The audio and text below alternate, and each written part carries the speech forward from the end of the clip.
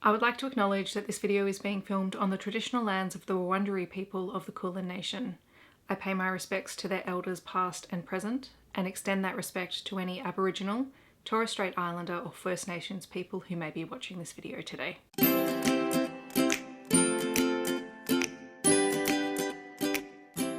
Hi everyone, my name is Steph, this is the Novelty Corner and welcome back to my channel. Today I have a books beside my bed video for you where I wrap up the last 7 days worth of reading. And pretty much this week I just finished reading a series.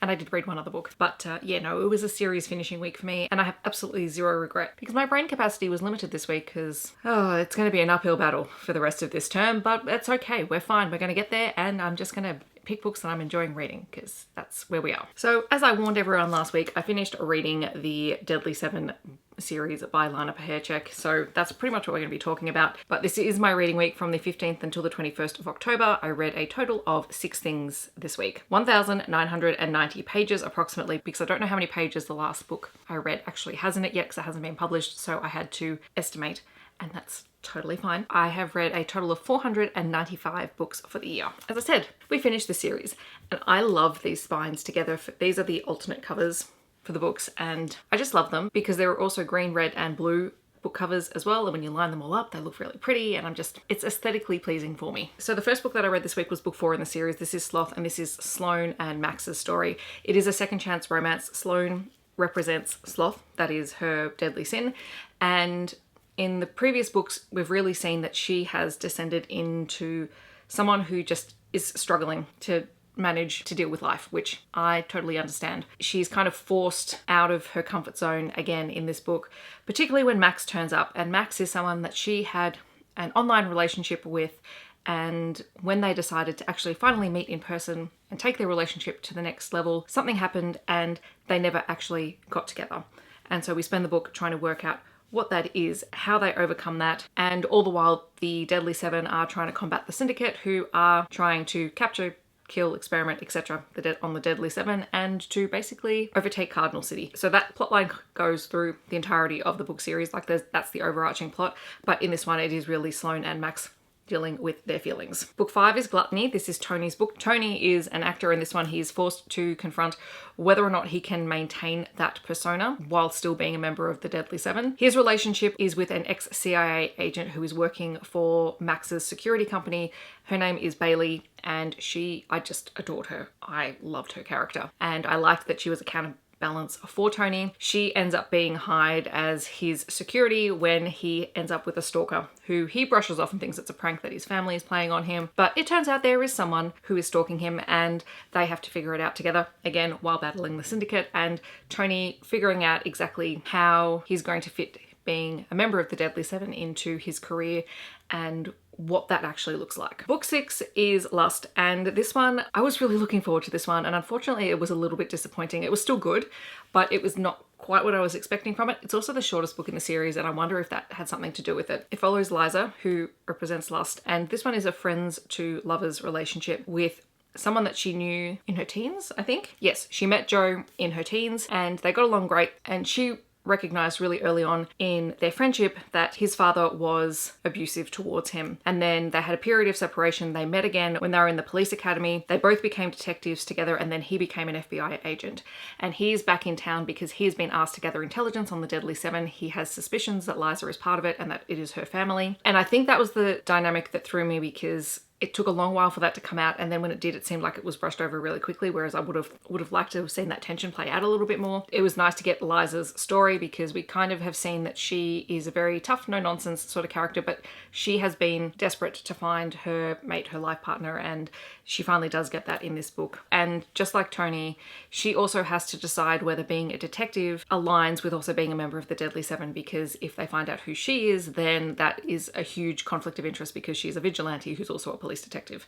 So she has to decide what she's going to do with that as well. Then book 7 is Pride, and this is Parker's book. Parker is the oldest male sibling in the family, and all through the series we've seen him as this kind of overbearing older sibling who takes control, who is very controlling of everyone else around him. He is a genius. He is able to sort through things, but he's really beholden to his deadly sin of pride. And in Lust, something happens and he is injured, and at the start of this book, he's an amputee and he's dealing with that, and he's frustrated because he can't do physically the things that he was doing before, even though he knows with his genetic makeup and because these people were all genetically designed, he's more than likely going to grow back his arm at some point. But for the moment, he doesn't have that, and it's frustrating for him, and he's sort of really slipped into the darker side of pride at the start of this book. And for the most part, like the image that he puts out is that he doesn't really care what other people think about him, but he is fiercely loyal to his family. He wants them to survive and thrive, and that drives everything that he does. So this, like, the fact that he can't do things the way that he used to is, you know, really frustrating for him. Sorry, slight interruption. But Parker ends up finding out or figuring out that his mate is none other than his assistant, who is one of the Hildebrand Sisterhood of Assassin Nuns, which is the order that his adopted mother belonged to. He has to figure out whether or not he can actually trust her, and vice versa. And they end up having to work together. And what I found really interesting is that in this book, Parker's pride has serious consequences, and he learns a really valuable lesson. Like, this was one of my favorite books in the series because of that, because of everyone. I think he learnt the most about himself, which was great. And then the final book is Despair, and this is Daisy's book. And Daisy was the 8th sibling. She's the oldest of them, the very first of the deadly children who were created.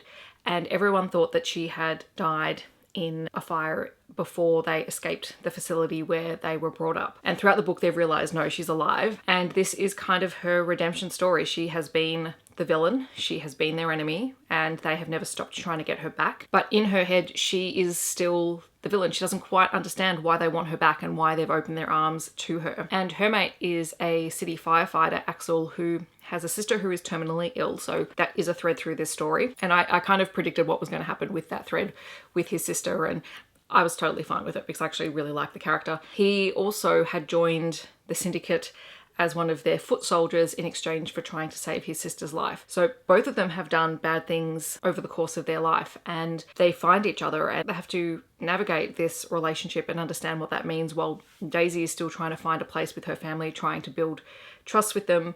She does make a lot of sacrificial play moves in this book, because even though she doesn't quite know why they're trying to forgive her, or even why she is desperate to be accepted by them because of her past actions, she knows she wants to keep them safe. And it's very dramatic and over the top and, you know, very action filled, but I really, really enjoyed it. And I think this was my favorite of all, despite the emotional roller coaster of the last few chapters in this book. Like, overall, I really, really love this one because Daisy gets her redemption arc and also still recognizes that she is capable of both good and bad, and that makes her human, and I appreciate that kind of storyline. So overall, I really, really love this series. I am desperate for more superhero romance stories. That is all I want to read at the moment, and I make no apology for that. I will be continuing with Lana Pecherczyk's other series at some point, possibly maybe next month. Stay tuned for that. But I just had an absolute ball reading these books.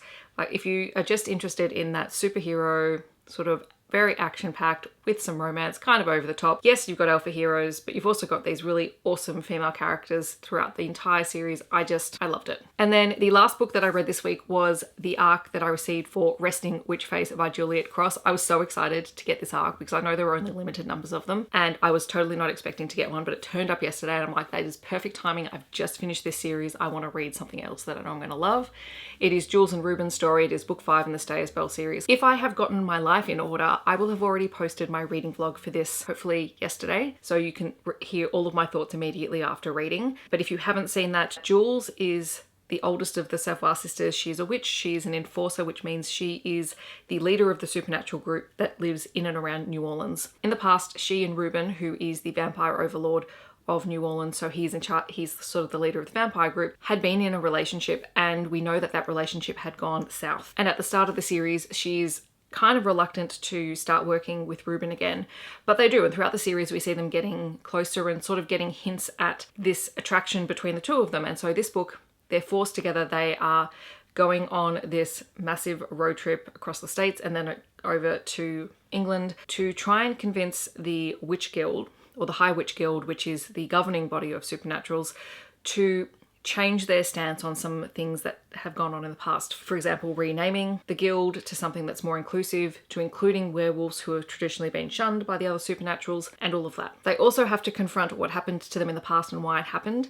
And if you, I will definitely go and watch my other video if you want my in-depth thoughts on that, because I don't really want to go into spoilers here, but I really like that. And it took about almost 50% of the way through the book to finally get them to a point where they could go, okay, we've now dealt with our past and we're ready to move forward. And the conflict in this was not them having another issue. It was an external conflict, and I deeply appreciated that, because you couldn't do another personal conflict between the two of them and have it come out the way that it did. It was fun. Ruben has an absolutely dirty mouth when it comes to Jules, and I just adored the whole thing. And it was nice seeing Jules being a softer side of herself, because she's often the leader, the ruler, the oldest sister, and yet in this we get to see the other side of her that lets her be herself without having to be the leader, and I appreciated that. So those are the books that I read this week. In the comments, I would love to know if you've read any of them or if you're planning on picking them up. Resting Witch Face comes out on the 31st of October. I will have my review up on my blog and on Instagram shortly. If you want to let me know that you're here but you don't want to leave a comment, leave an emoji in your favorite color. Any kind of emoji, just as long as it's your favorite color, down below. Otherwise, I hope that wherever you're in the world, you're staying safe and healthy, and I will see you in my next video. Thanks so much for watching. Bye, everyone.